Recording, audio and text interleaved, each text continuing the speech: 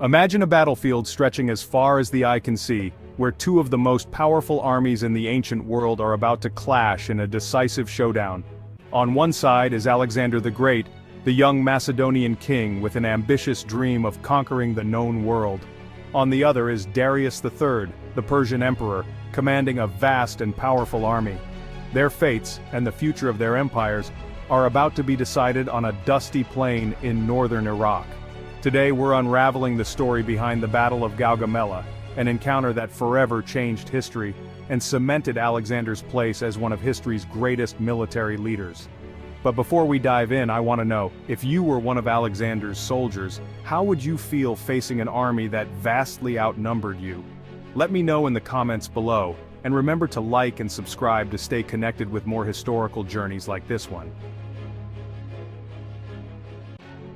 To understand the magnitude of Gaugamela, we need to go back a few years to when Alexander first began his campaign against Persia. After ascending the Macedonian throne in 336 BCE, Alexander set his sights on expanding his empire, partly inspired by his father, King Philip II. But Alexander wasn't just after land, he wanted to unify the Greek and Persian worlds under his rule. His campaign began with a series of victories, most notably at the Battle of Granicus and the Battle of Issus. These wins pushed Alexander deep into Persian territory, challenging the authority of Darius III. By the time he reached Gaugamela in 331 BCE, Alexander's forces were exhausted but fiercely loyal, having followed him through treacherous landscapes and fought tirelessly for their king's dream of conquest. Darius, on the other hand, understood the gravity of the situation. He had seen Alexander's strength firsthand and knew that the Macedonian army was formidable. This time Darius was determined to end Alexander's campaign once and for all.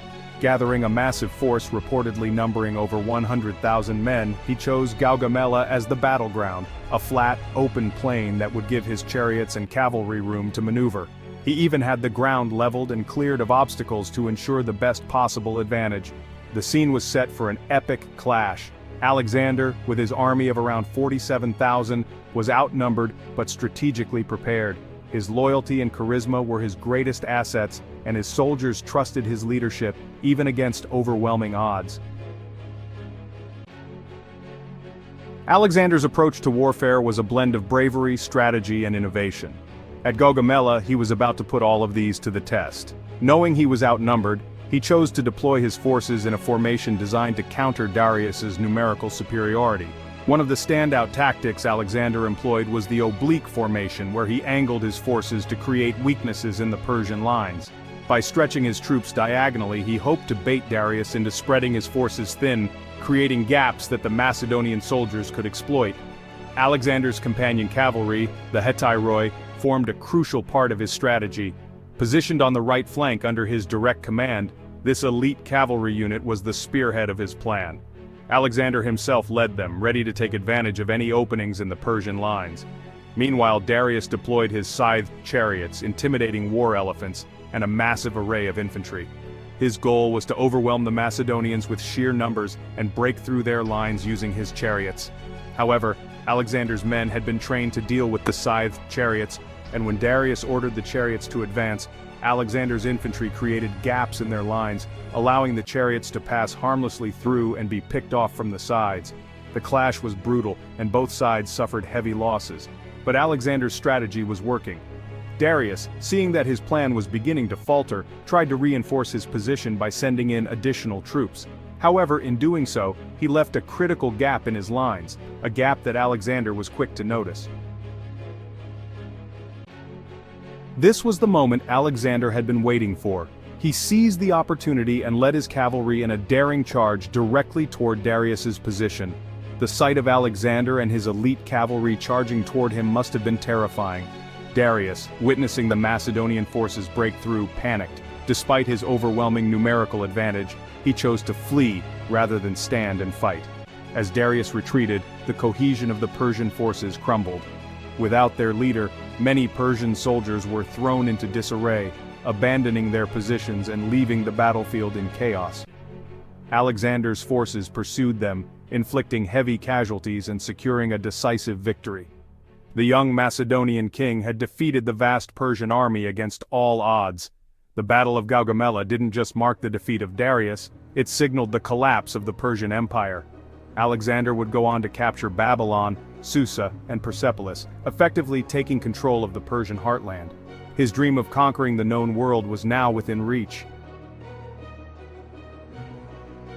The outcome of Gaugamela had monumental consequences. Alexander's victory led to the spread of Greek culture, language and ideas throughout the Persian Empire, laying the foundation for what would become the Hellenistic era. Cities across Asia were named after Alexander, and Greek became the lingua franca of the Eastern Mediterranean and the Middle East. Alexander's empire was a melting pot of cultures, blending Greek, Persian, Egyptian, and Indian influences. This cultural fusion would have a lasting impact on art, architecture, science, and philosophy, echoing down the centuries and shaping the development of the ancient world. However, Alexander's relentless campaign took a toll. His men grew weary, and the Macedonian army faced challenges as they pushed further eastward. The Battle of Gaugamela marked the height of Alexander's power, but it also sowed the seeds of discontent among his troops, who were tired of constant warfare and longed to return home. Alexander's legacy is complex. He is celebrated as a visionary leader and military genius, yet his conquests brought suffering and destruction. The Hellenistic world that emerged from his empire was one of profound cultural exchange, but it also bore the scars of relentless expansion and conflict. The Battle of Gaugamela remains one of the greatest examples of strategic genius in military history. Alexander's ability to adapt to the battlefield, his understanding of his enemy's weaknesses, and his unwavering courage serve as timeless lessons in leadership and strategy. But Gaugamela also reminds us of the human cost of war.